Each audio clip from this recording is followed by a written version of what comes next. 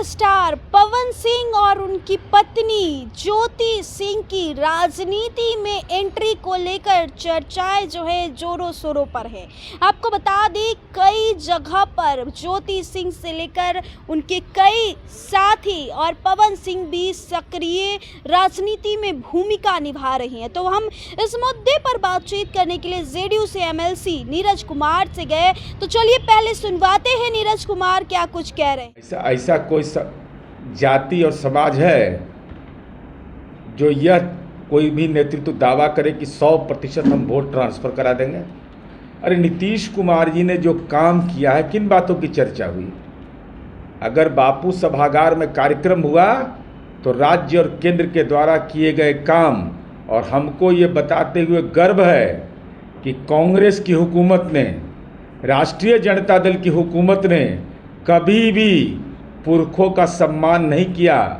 माननीय नीतीश कुमार जी ने वीर कुंवर सिंह विजयोत्सव के लिए 150 करोड़ का वित्तीय आवंटन किया, जगदीशपुर का विकास किया, और यह बात बार बार उन्होंने जयंती में बोला कि बाबू वीर कुंवर सिंह के साथ इतिहास ने न्याय नहीं किया है। ये नैतिक बल नीतीश कुमार जी का है। महाराणा प्रताप जिनके शौर्य और गाथा की चर्चा दूसरे राज्यों में होती थी, लेकिन माननीय नीतीश कुमार जी ने उसको बिहार की अस्मिता से जोड़ा और उनका मूर्ति बनवाया। मूर्ति ने अब राजकीय समारोह भी घोषित किया, और देश का पहला राज्य है बिहार जहां एक पिछड़ा वर्ग का मुख्यमंत्री जो स्वतंत्रता सेनानी के बेटा हों, उन्होंने सवर्ण आयोग बनाया। सवर्ण आयोग की रिपोर्ट आई और रिपोर्ट में यह कहा गया कि जो भी 1.5 लाख से जिनकी कम आमदनी है वो तमाम योजनाओं से, कल्याणकारी योजनाओं से आच्छादित होंगे। आज सवर्ण छात्र को छात्रवृत्ति मिलता है कि नहीं? विद्यालय में स्टूडेंट क्रेडिट कार्ड मिलता है कि नहीं? सवर्ण बेटियों को रिजर्वेशन मिलता है कि नहीं? सवर्ण समुदाय के जो फ्रीडम फाइटर हैं उनके तीसरी पीढ़ी को रिजर्वेशन मिल रहा है कि नहीं? हॉरिजेंटल। इसलिए नीतीश कुमार जी जो काम किए हैं, और माननीय आनंद मोहन जी की पत्नी हमारी पार्टी की सांसद हैं, माननीय नीतीश कुमार जी के नेतृत्व में किए गए काम, आदरणीय प्रधानमंत्री जी के नेतृत्व में किए गए काम, इसकी चर्चा के बुनियाद पर ही लोकसभा के माननीय सांसद बनी है। इसलिए इसको अन्यथा मत लीजिए। अरे हम तो सबकी हिस्सेदारी तय करते हैं। कोई भी समाज का तबका यह नहीं कह सकता है कि माननीय नीतीश कुमार जी ने अपने कार्यशैली से किसी को आहत किया हो।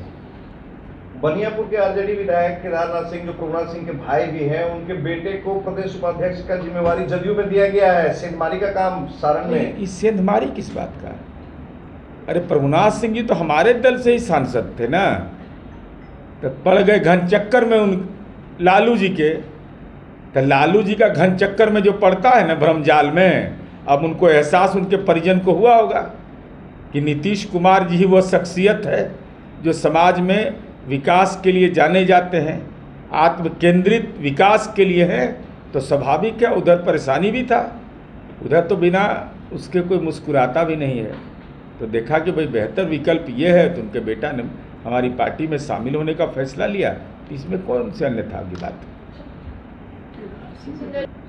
नरेंद्र मोदी का दौरा मई के आखिरी हफ्ते में होने जा रहा है, इस पर क्या बोलना चाहिए? आदरणीय प्रधानमंत्री नरेंद्र मोदी जी जो बिहार को विशेष पैकेज दिए और बिहार के लिए जो काम किया आधारभूत संरचना में से लेकर के विभिन्न मानकों के आधार पर, तो प्रधानमंत्री जी का तो दौरा स्वाभाविक है। तो इससे परेशानी किसको हो रहा है? नहीं, उससे पहले 15 मई को राहुल गांधी का बिहार दौरा है।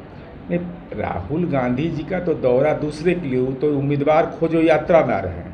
अब प्रधानमंत्री जी विकास यात्रा में आते हैं, आतंकवाद के खिलाफ हुंकार भरते हैं। मधुबनी से हुंकार भरा और आतंकियों का जो अड्डा था उसको ध्वस्त किया पाकिस्तान में। तो आदरणीय प्रधानमंत्री जी कोई ज़मीन उमीन तो खरीदने आ नहीं रहे हैं यहाँ, ऐसा तो नहीं ना भाई। और टिकट में कोई हेरा फेरी करने नहीं आ रहा है, लेन देन वाला नहीं मामला है, उधर का मामला गड़बड़ है। कोऑर्डिनेशन कमेटी बन गया है, लेकिन नेता मानने को कोई तैयार नहीं है।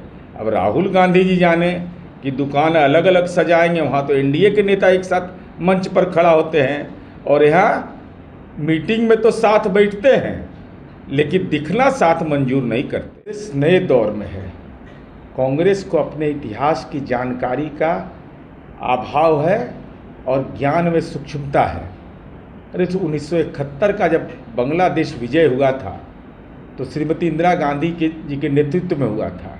राजनीतिक सहिष्णुता यह थी कि जब विजय पताका फहरा कर पार्लियामेंट आई और पार्लियामेंट में संबोधन के बाद माननीय अटल बिहारी वाजपेयी विपक्ष के सांसद थे, उन्होंने दुर्गा कहा था, दुर्गा के रूप में चिन्हित किया था इंदिरा जी को। वैचारिक असहमति थी, राजनीतिक असहमति थी। आतंकवाद जैसे सवाल पर राजनीतिक मतभेद और मनभेद और श्रेय लेने की बीमारी नहीं होनी चाहिए।